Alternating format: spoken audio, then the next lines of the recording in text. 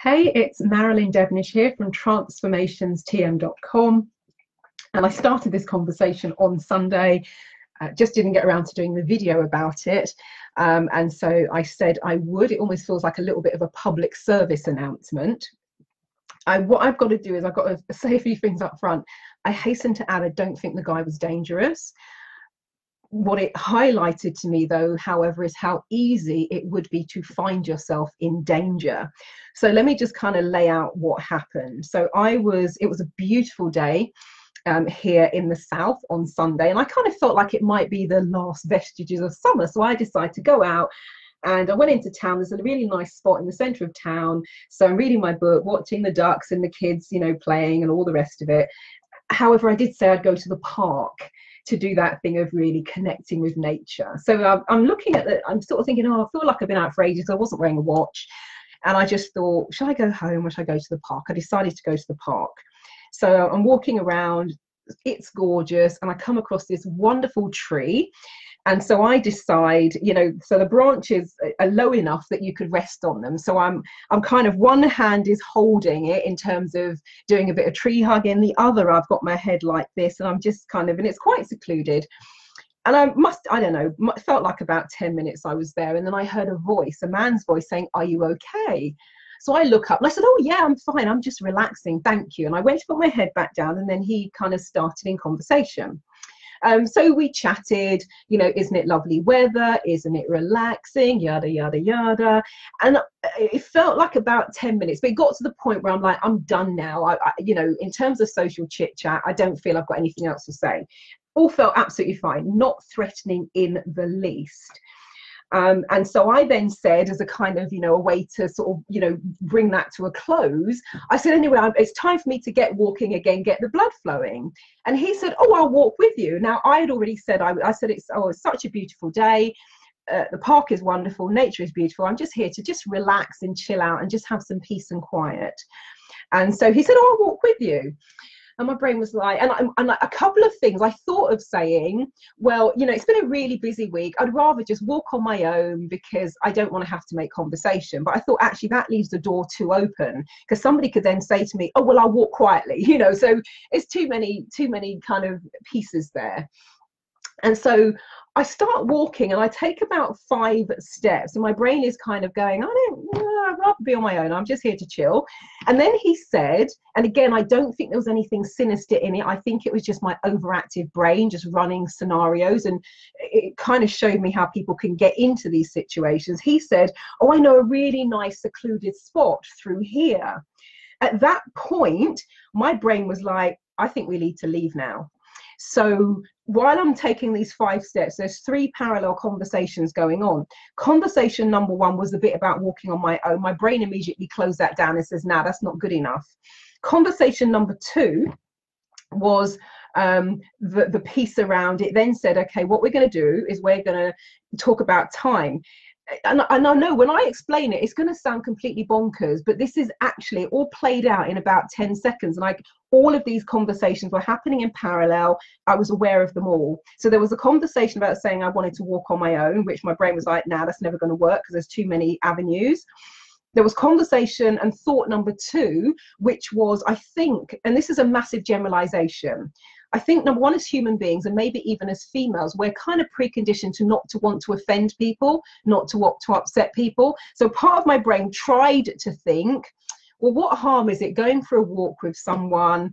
And my brain was like, no, not having that. Never mind upsetting someone, never mind offending someone. We are not going for this walk. So that one was shut down as well.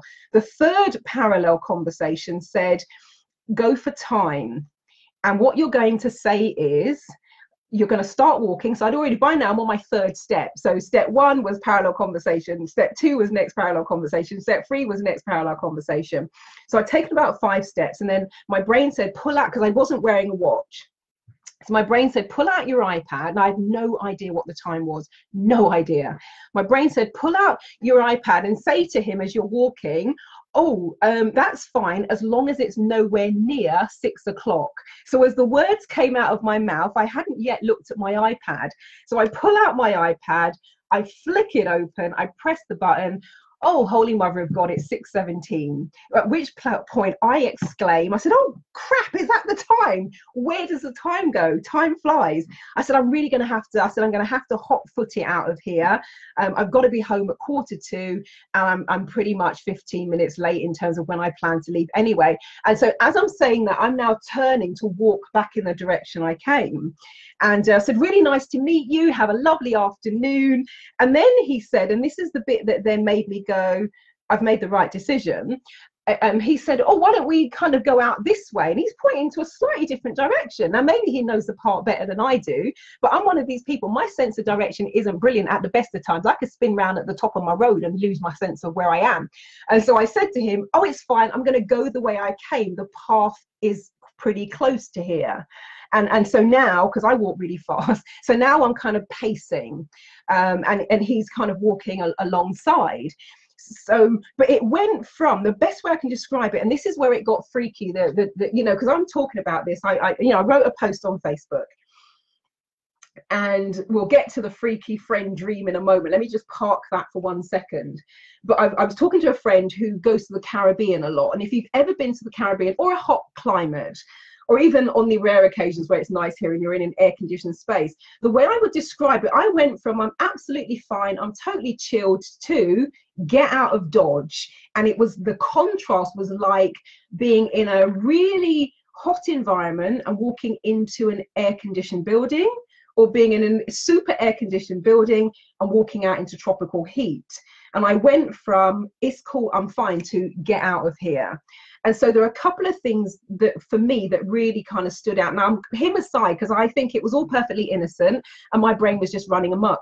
But as I walked out of the park and I turned to the left, no word of a lie, 2 words appeared in my head: Ted Bundy. Ted Bundy, for those of you who don't know, he was a prolific serial killer. But one of the things they said about Ted Bundy, he was charming and so plausible. So this is not about the guy in the situation. Let's just put him to one side and kind of forget about him now. This for me is bigger, because the 4th scenario that ran in my head, no, there are actually 5. I know, my brain is crazy. I know. But there were 5. One of the other scenarios that ran was people finding me and saying, what was she doing here? The 5th scenario that ran was basically a crime watch scenario, where I'm having to explain to the police and where I'm having to explain to my sisters and my friends why I went on a secluded walk with a man I'd only known for 10 minutes. But in the moment where it's happening, it feels so plausible. You almost feel silly to decline the invitation. It almost feels childish. And I know as children, you know, there's the don't talk to strangers thing, but I was just walking and I was like, I think that's how easy it is to get yourself into trouble. Because it all just flowed from one thing to another thing to another thing to another thing. And then the flip side of that is, because again, I think the guy was just being friendly, but I think the flip side of that is, I don't think men necessarily realize how their seemingly friendly actions can have a woman kind of feel uncomfortable. And I've had, and I've made a decision as well, because I've had it a few times where I'm walking, and it used to happen a lot when I was younger. It doesn't happen quite so much now. I think maybe I look a little bit sinister, and normally when I'm out in the sun, I'm wearing really big, like Victoria Beckham sunglasses, so I think I just look a bit scary. But the scenario goes like this: I'm walking around, as a guy comes and says, can I talk to you? Can I talk to you for a minute? Can I talk to you? I'm normally going somewhere. When I'm out, I'm normally on my way somewhere, and so my reaction to that is, I'm really sorry, on my way to a meeting or wherever I'm going. And normally we leave it there, but I've had a few of them basically following, come on, I just want a few minutes of your time. And now back in the day, it would degenerate into, so you think you're too good to talk to me, all that kind of nonsense. We don't quite get that now, but there was one guy last summer who basically almost followed me for 5 minutes. Come on now, I just want to talk to you. You know, we could have had a conversation. And that whole thing about the trying to get you into the double bind, you know I'm a stranger now, but if you don't talk to me, we're never going to be friends, and all that kind of BS. And I think next time that happens to me, if it does, I actually might say to them, do you have any idea how threatening this feels to have said, no, I don't want to talk to you, and have you following me and because I now you're stalking. Do you have any idea how that feels? Is your intention to scare the crap out of someone and make them feel uncomfortable? If your intention isn't, then I suggest you turn around and go where you were going, buddy, because I really don't think people get it. But the whole scenario, when I look at it, if I had to, I could hear myself trying to explain after the fact, going, well, he seemed nice enough and it was just a walk. And I just thought, I actually think that's how it maybe happens for people sometimes. I actually truly believe it's also plausible, and it's also innocuous, and it's also matter of fact that people just find themselves in hot water. So my big takeaway from that, number one, oh my God, if I could have held my intuition and kissed it like mwah, I would have done. Because what that tells me is that this thing that we call intuition is like a freaking God. And a friend was, came home and I told some friends about it when I got home on the Sunday. I was like, oh, I think I've had a bit of a near miss there in terms of finding myself in a compromising situation. And I immediately said to them, and don't worry, I'm not sitting around going, oh my God, I'm scared now, can't go out, can't talk to anyone. I'm not that at all, because the way that my intuition was so, I'm fine, run. It was such a stark contrast. I would have to have my head in 20 leagues of sand not to hear that. So what I would say is, if your intuition suddenly says to you, this doesn't feel like a good idea, this doesn't sound like a good idea, this doesn't look like a good idea, I don't think this is a good idea, because everyone's intuition will speak to them very differently. My suggestion would be, even if you risk looking a bit silly or offending someone, get the heck out of Dodge. And my other suggestion to the other side of the fence would be to men who maybe do it very innocently, just maybe have a little think about how your actions and how your presence might potentially make someone feel, particularly if it's a woman on her own. This isn't the thing about, not complimenting women and all of that, but it kind of goes beyond. And I think one of the things that made me sort of go, oh no, because at one point he said, oh, it's so nice to meet you today, you're so beautiful. And I said, oh, thank you very much. And then he sort of brushed past my arm, and that's when my brain was like, I'm definitely bringing this conversation to a close now, because that's the thing, I'd already said at that point, oh, anyway, it's time for me to get walking, very nice to meet you. And then he sort of, oh, it was lovely to meet you too, you're very beautiful, I feel very lucky to have met you, and then sort of touched my arm. And at that point my brain is like, I'm out of here now, let's go. But when I watch some of the documentaries, because the question is, why on earth would a single woman carry stuff for a man to his car? Doesn't make sense. Actually, on Sunday it made perfect sense to me. I'm like, I get it. Somebody says, oh, can you give me a hand with this? Can you help me? Can you just, human nature, oh yeah, of course I can, because I think we're helpful. Now, where it got a little bit freaky, because I had, shared this, I think I put it up, I think I posted it on Monday. So I've just written the post, I'm responding to the comments. I get something on Messenger from a friend saying, can you call me please? I'm like, yeah, Sherry and I, Sherry, some of you might know Sherry Ann Dixon, wonderful lady. She's not in my spiritual crowd, so she's not one of these away with the fairies, She was the ex-editor of a big magazine, a hair and beauty magazine in London. She's an award-winning mentor. She travels extensively, and Sherry and I first met when she invited me in as a guest. She used to have a radio show on Bang FM, and so she's interviewed me several times. And last time we spoke, it probably was about a year and a half ago, about an event that she was organising. So she pops up and says, can you call me? And I'm like, okay. So I ring Sherry. She said, I've just seen your post on Facebook. It's on Monday.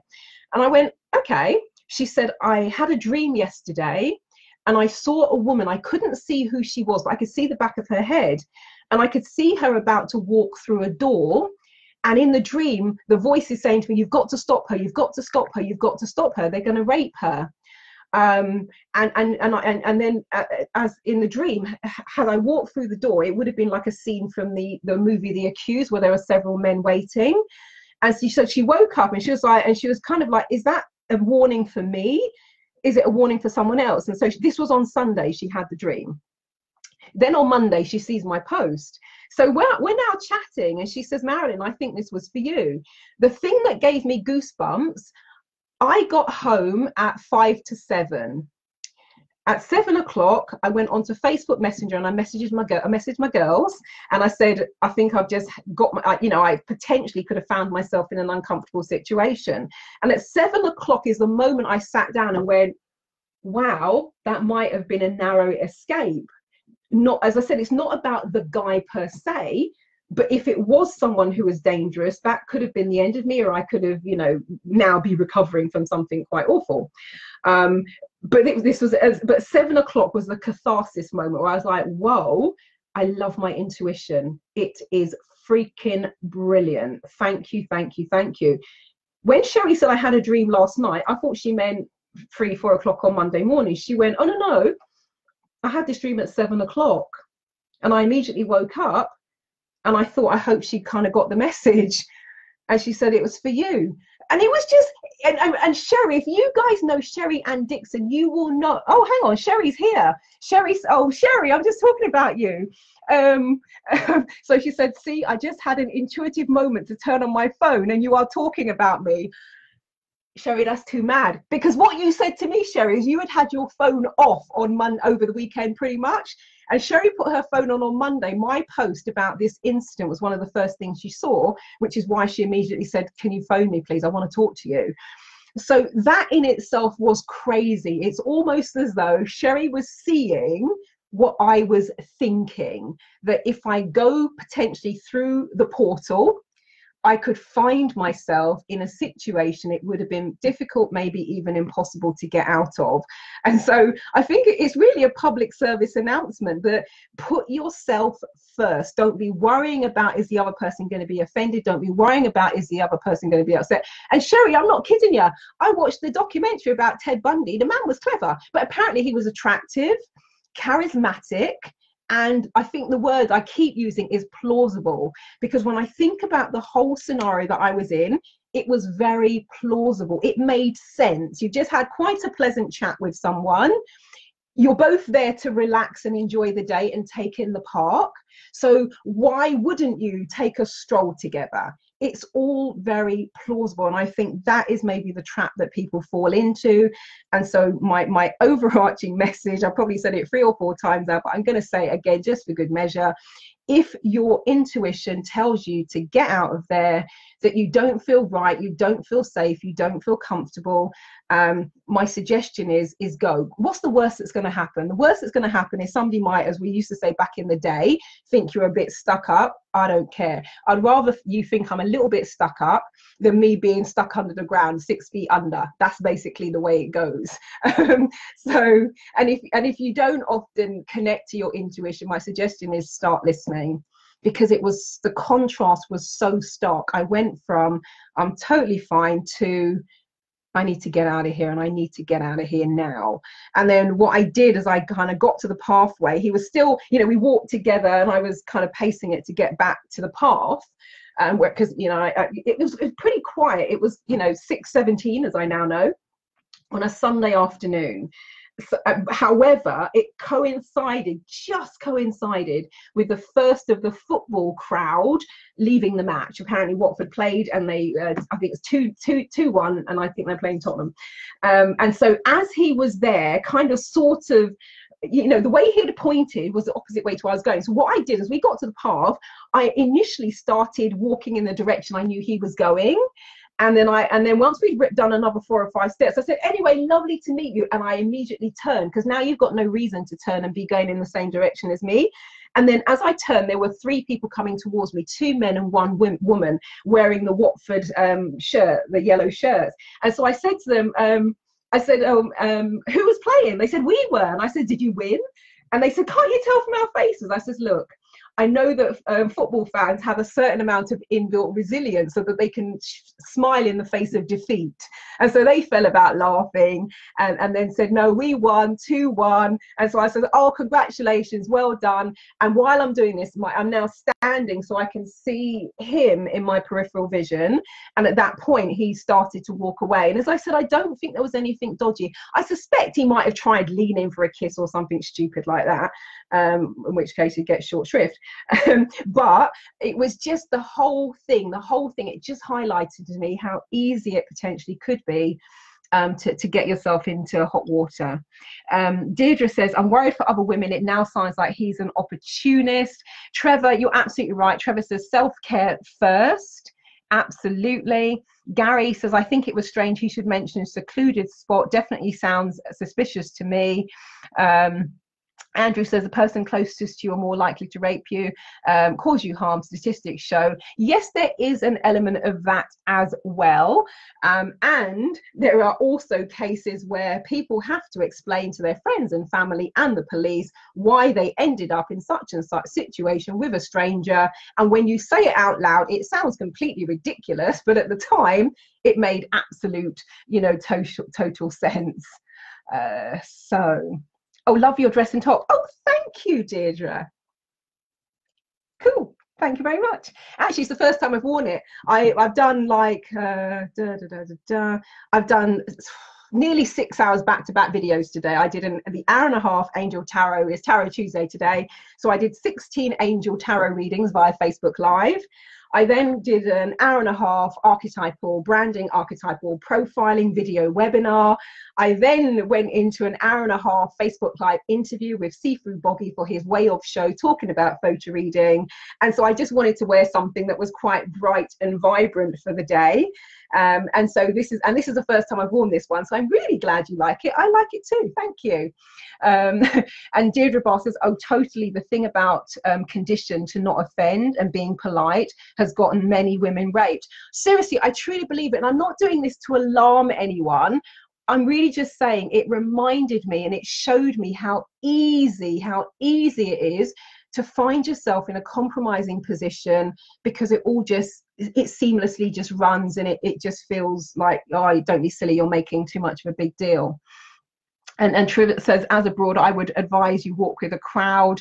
So yeah, and I would just say, be wary, and just anything that doesn't feel right, anything that seems a little bit dodgy. And I think the reason, just coming back to one of the comments, I think the reason he said secluded is that I had talked about being there for some peace and quiet, getting away from it all. And I said, I just love how you can find these little spots. And one of the things I said you could barely believe that we're right pretty much on top of the motorway.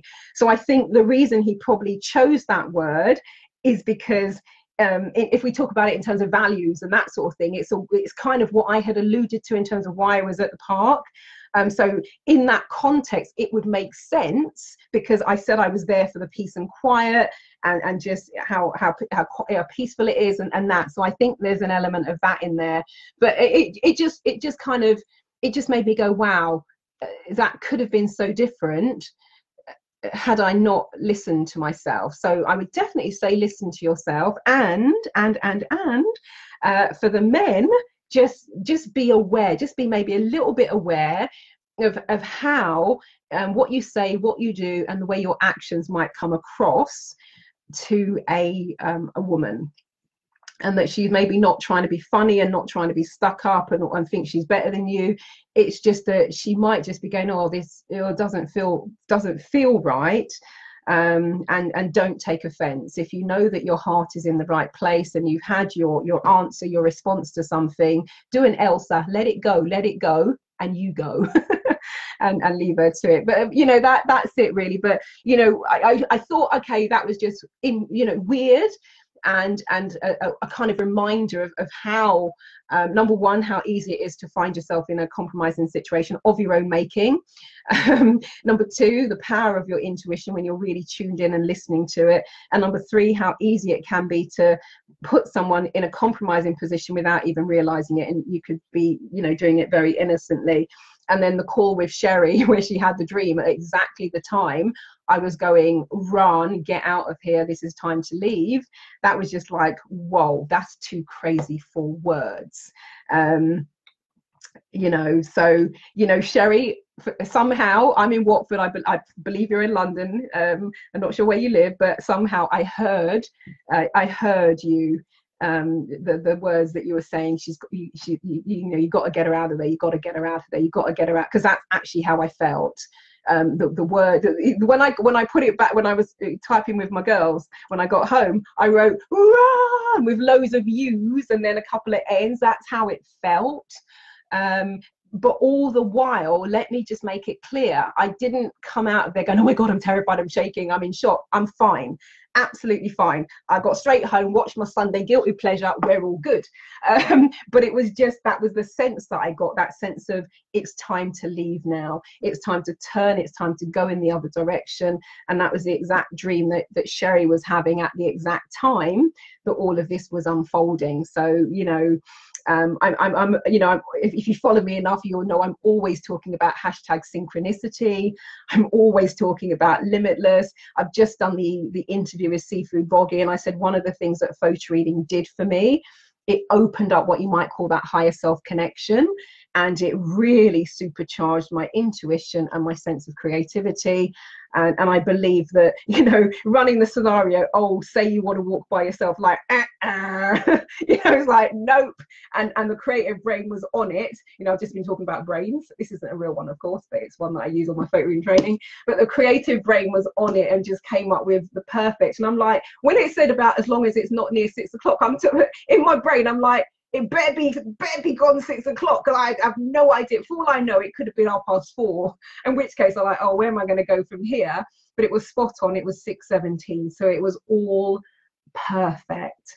It was all perfect. And me and my intuition have a beautiful relationship. We're always talking. It's my intuition that gets me out of bed and going, I think this will be a good idea. I'm like, great. You know, it's like 3:30 in the morning, right, dude? But I listen to my intuition, and you know, it's just another case for me of listening to intuition. But I'm aware that not everyone does, because they then fall into the default setting of wanting to be polite and all the rest of it. And it's like, nah, if it doesn't feel good, get out of there. So that's really all I wanted to say on the matter. Thank you so much for joining me. Thank you so much for your comments and your feedback. Let me just double check and make sure I have not missed anything before we bring it to a close. Da, da, da.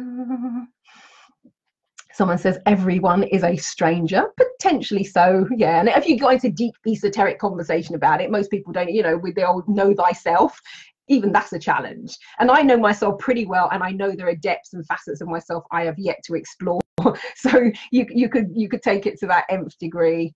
Shitata says, may I share? Oh God, yeah, pretty much. Look, my page is an open page, so if you ever see me share something that I've created that you like, feel free to like and share away. So yes, go for it. And she just says it might be helpful to other women. Absolutely. And that was my intention. And I was going to do it on Monday, but then things just got, and today was what I call a stacking day, because I just knew I had all the back-to-back live videos to do and the webinar and all that sort of stuff. But the thing I want to make clear, this is not a video to scare people. This is not a video to make you be suspicious of everyone that so much as looks in your direction or says good morning. And that's why I'm saying it's about the intuition, because I believe the intuition is I always call it your inner tutor, intuition, your inner tutor. And I believe it's that primal thing that exists from back in the day. And so this is not about having women going, oh my God, I'm afraid now. No. This is just about saying, wake up, listen to your intuition, pay attention, because it is a powerhouse. And you know, they've shown, when I was doing the stuff with Dr. Koss, when we did put the Limitless Neuro Success workshop together, the studies about that were fascinating in terms of actually explaining how deja vu works. Because you know, our brain can be almost like it's just like fractions of a second, but it can actually be ahead of us. And so by the time you catch up with it, you have deja vu. And when you look at all of these kind of facets, you know, we're powerful. We really, really are powerful. And I think the thing is, when you listen, you can be in this world in safety. And I said to a friend of mine, I says, look, when my number's up, my number's up. I've had quite a busy life. There's tons of stuff I'd actually love to do. I still want to, you know, do an interview with Oprah, appear on her show, something like that. It's totally there. So I'd be a bit naffed off if I left and I hadn't done that yet. I'll be honest with you. But, you know, when my number's up, my number's up. But I'm going to trust, because, you know, in terms of the way I saw it all unfold and operate with those 5 parallel conversations and the stark contrast that tapped me on the shoulder and said it's time to go. I'm trusting that when my number's not up, exactly what happened to me on Sunday will happen again, and my brain will go, this isn't your time, get out of here. This isn't for you, get out of here. And I really, really believe that to be the case. So yeah, I just say, you know, live your life, you know, do what you're doing, and just be aware and listen to yourself and listen to your intuition.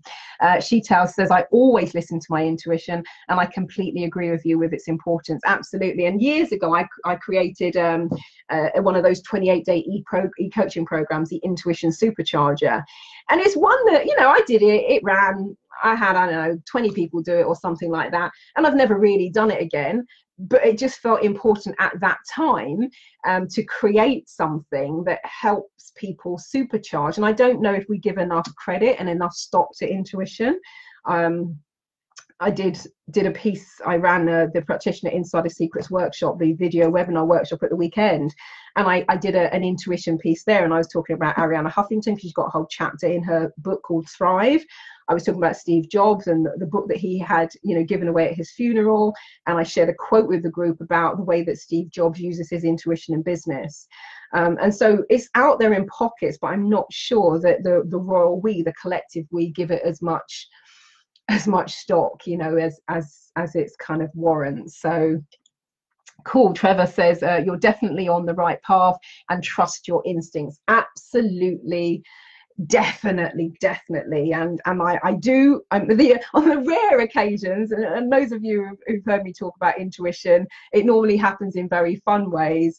But yeah, I'm a big listener. I'm a big listener, and it's steered me in the right path thus far. Cool. Well, thank you so much for your comments. Thank you for your feedback. Thank you for the love hearts and the sad faces and the thumbs up. Very much appreciated. And if you want to share this video, feel free to share with anyone who might just want a little nudge. And it's almost like, if you need permission to get away, if you don't feel comfortable, then may I be the one to grant you permission to do it and not feel bad about it. You know, look after yourself. So have a wonderful morning, afternoon, evening, depending on where in the world you are residing. Thank you so much for watching. Thank you for sharing. Trevor says, wonderful, wonderful show. Hey, the Marilyn show. I like that idea. Thank you, Trevor, for your wonderful feedback. Yeah, really appreciate it. Catch you all later. Bye bye.